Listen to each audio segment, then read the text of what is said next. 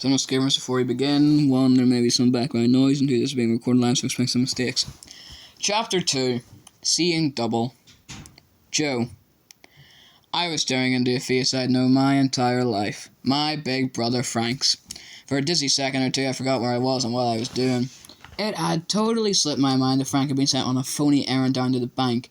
Everybody in the Hardy family agreed he had been spending way too much time on the computer lately, and that he needed to go out and get some exercise and fresh air. The rain shower was just a bonus. Besides, Mom and Dad did all the household banking online. It is the 21st century, after all. When I saw Frank, I almost blurted out his name. I caught myself just in time. But there had to be some way I could let him know it was me in the Michael Myers mask. The one from Halloween, you know. How could I signal to him? How could I let him know? For a second, I thought about speaking to him in sign. Frank and I are both pretty fluent in American Sign Language. I could keep it simple. BBGUN. Letting him know first of all that I was holding a BB gun, an unloaded one at that. It was the most important thing to communicate if we were going to stop these idiots. But I'd better back up a little bit. You're probably wondering how Joe Hardy came to be holding up a bank in the company of two hardened criminals in the first place. I'd been on my way down to the locker to meet Frank. It's actually called the Meat Locker, which I think is kind of a stupid name. Most kids seem to agree and just call it the locker. Frank was all worked up about his speech, which was, as he had told me a million times, exactly 1 week away. Anyway, I was supposed to help him with it. As I walked past the alley behind the bank, a big guy in a Michael Myers mask, just like the one I was wearing now, darted out from behind the car and yanked me off my feet. Now, before you call me a wuss, I do know judo. I'm a green belt. But the business end of a 9mm Glock was pressed right up against my guts, so I played along. It was not the first time I had a gun trained on me by some hoodlum. Frank and I have been solving crimes since we were little. We had to keep it on the down low nowadays, of course, because we kept getting sued, but the situation wasn't completely unfamiliar to me. Mr. Glock dragged me over to a van. The door was wide open. Inside, everyone was squirming and whimpering, and when I took a closer look, I recognized Mrs. Steigerwald, the owner of Bayport's bowling alley, Seaside Lanes. A big guy was holding another gun and had a hand clamped over her mouth, but he lifted it just long enough for her to shout, "Joe! Help me!" She was wearing a baseball cap and these big 1970s-style sunglasses, her usual get-up, and she was so terrified her glasses seemed to be fogging up. It was awful.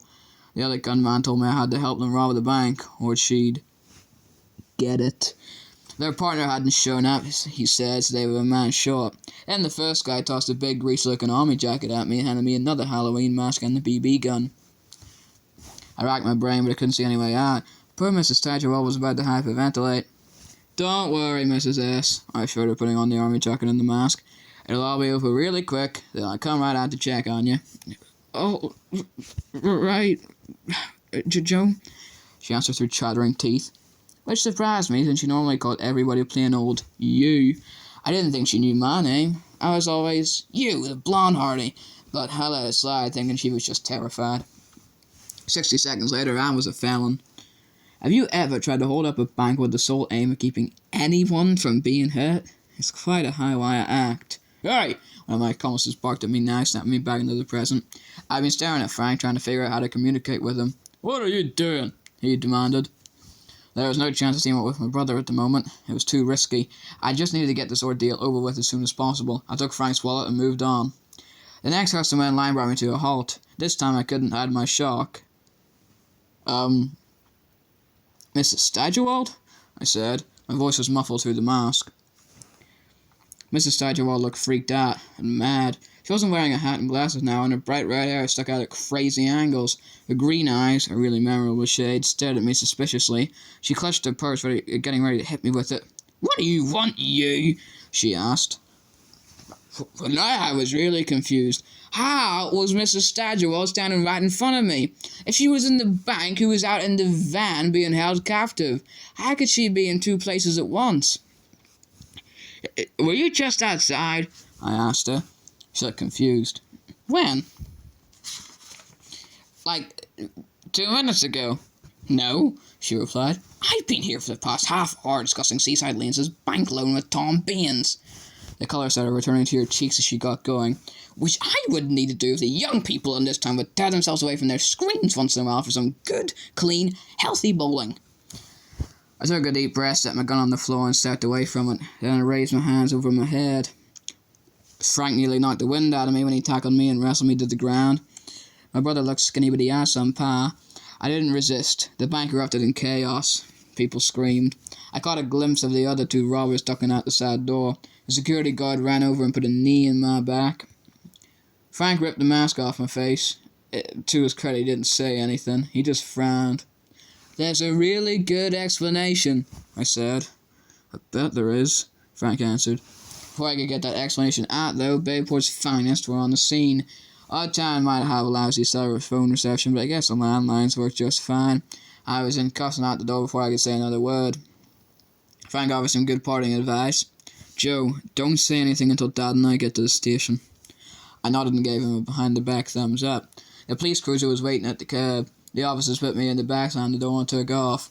Now, I know Frank told me not to say anything, but I didn't see any harm in being friendly. I'm a people person. Besides, I was just relieved the whole ordeal was over without anyone getting hurt. I figured together we would sort this whole thing out. So I said, "I know it sounds funny, but I am so glad to see you guys."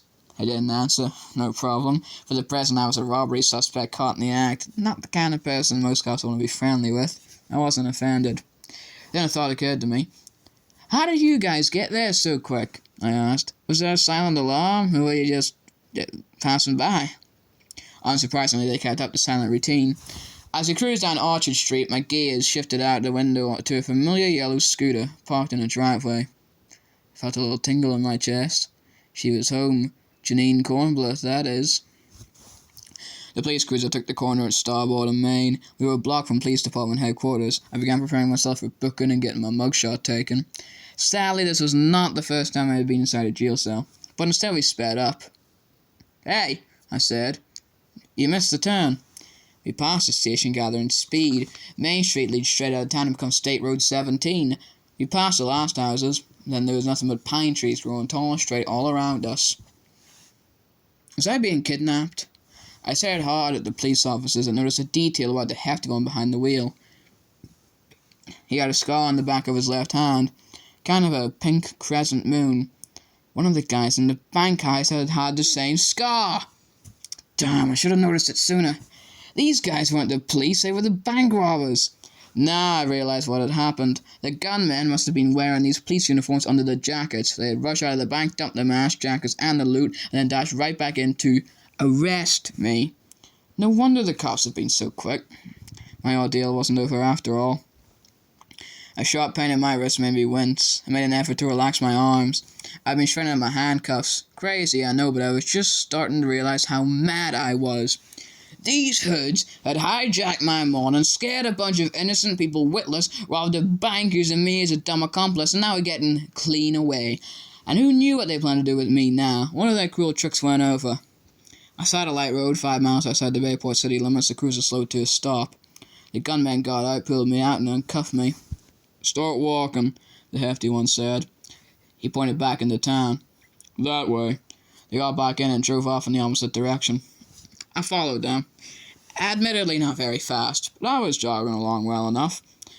Ahead of me, the cruiser stopped. The reverse lights came on. They backed up until they were beside me again. The driver's side window rolled down. "What do you think you're doing, kid? We told you to walk the other way." I stared back at them without answering. I didn't open my mouth. I didn't even blink. I was done cooperating with these clowns. They looked at each other and shrugged. "You'll never keep up on foot," the skinny one said. "Not if you gun it." The hefty one nodded and stomped on the accelerator. The cruiser spit gravel and shot away. Within 10 seconds, it was gone from my view. I sighed, turned, and began the slow walk back into town. Oh well, at least it had stopped raining. When I got home, dirty and tired, the real cops were waiting for me. Luckily, after I told my story, I avoided the booking, the mugshot, taking the laces out of my shoes. I was told I wouldn't be charged with anything, and they left. After they were gone, waiting for me on the kitchen table was a treat from Aunt Trudy. Some kind of delicious sauce on top of homemade ribbony pasta. I didn't know what it all was, but it was terrific. Aunt Trudy lived in a little apartment above the garage. We called our Aunt Green Thumb Trudy because she was crazy for gardening. She went to meetings on the subject of gardening and belonged to several gardening societies in the area. She also had a wicked sense of humor. My late lunch had come with a note attached. for the jailbird. Frank sat with me and gave me the final pieces of the puzzle while I ate. After all I had been through, here's the kicker. It all turned out to be some sort of prank. Mrs. Steigerwald was never under any threat. The woman I saw in the van must have been a double who gotten hold of a similar baseball cap and sunglasses. She may have even been wearing a bright red wig. I had been completely fooled. All the loot from the holdup was found in the alley next to the bank in a cake box with a note that said, "Just kidding, lol." The police would return all the personal items and cash once I had a chance to dust for fingerprints. Frank watched me as I finished up my lunch special and rinsed my plate. "Are you okay?" he asked after a moment. "You must have had a crazy day. I was worried about you." "Sometimes it's nice to have a brother."